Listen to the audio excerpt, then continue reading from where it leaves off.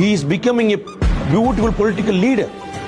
புரியுங்களா? he is growing as a political leader. இவர்கள் எல்லாருமே கேலி பண்ணிட்டு இருந்தார், விஜய் கிடையாது.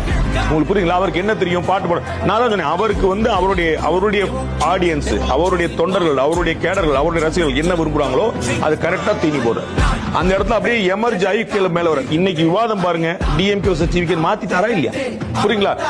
அங்க விவாதம் என்ன வந்துச்சு? ஏடிஎம்கே வர்சஸ் டிஎம்கே தானே இருந்துச்சு. அது அப்ப 41 பேர் மரணத்துல ஒரு விஷயத்தை அவரால் மாத்த முடியும். இந்த பாரு, எனக்கு உனக்கும் போட்டி முடிஞ்சா என்னை கை வச்சு பாரு, நான் ஆபீஸ்ல இருப்பேன், வீட்டுல யோசிச்சு பாருங்க. Sentences and statements.